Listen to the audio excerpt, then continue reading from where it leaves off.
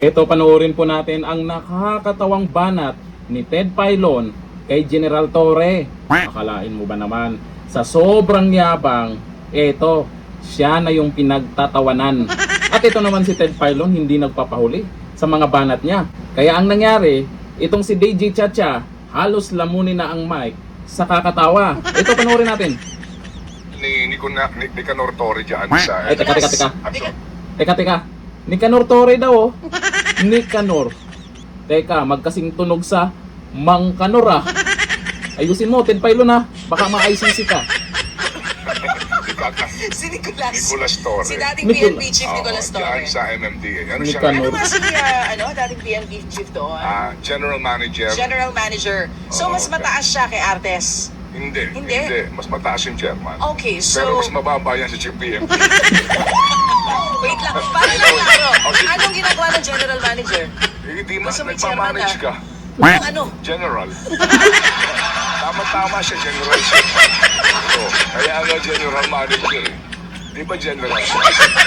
So, General pa rin siya. Kaya nga. Oo. Kaya nga, Tinanong si Torre siguro sa atin ngayon. ng presidente, bigyan natin ng posisyon to kasi sayang ang sweldo ng gobyerno dito. Wala itong ginagawa.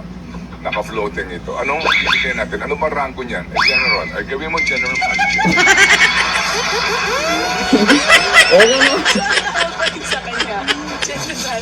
Yo, General Manager. So pag nakapanayam natin, tinatawagan nga natin para malaman natin ano bang gagawin niya ngayong kapaskuhang ito.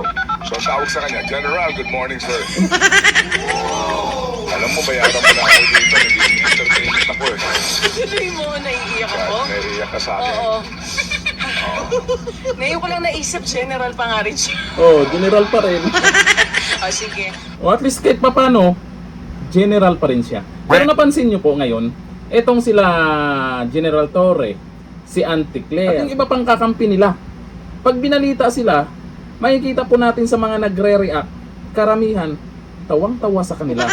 Yan ang ibig sabihin na masayahin talaga ang mga Pinoy, di ba? Kasing pwesto niya na bago, baka ito yung sinasabi ni Auntie Claire na itong nakaraan na mas mabigat daw na pwesto. Sabi ni Auntie Claire, di ba? Sabi ng iba, fake news daw si Auntie Claire, hindi naman totoong mas mabigat.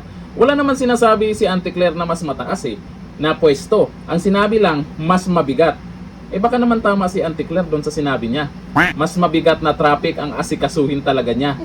General na, General Manager pa. San ka pa?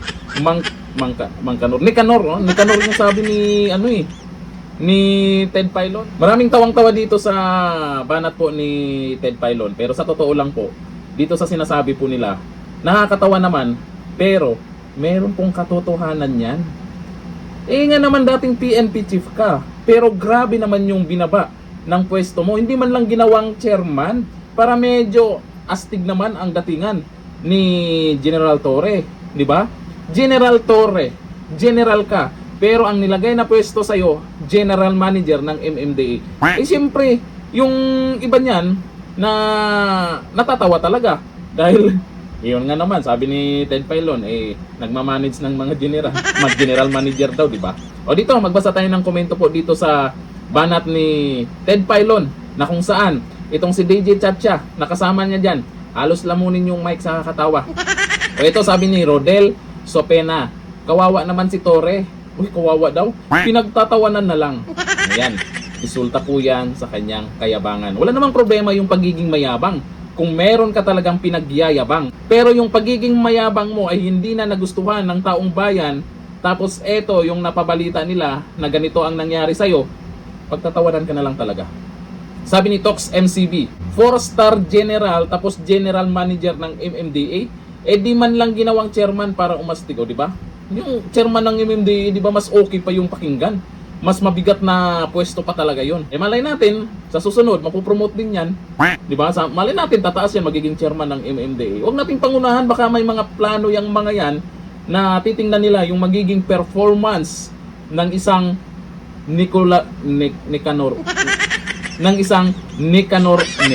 Nicolas Torre pala. Ito naman si Ted Filon, Nicanor pang nalalaman, di ba? Nicanor. Maganda pakinggan din yun, no? Nicanor Torre. Pero hindi naman siya Nicanor. Nicolas. Oh, Nicolas Torre po, ha? Tama lang yan. Kailangan niya tanggapin yung pwesto na yan kasi magpapasko naman. Hanggang dito na lang, thank you. Bye-bye.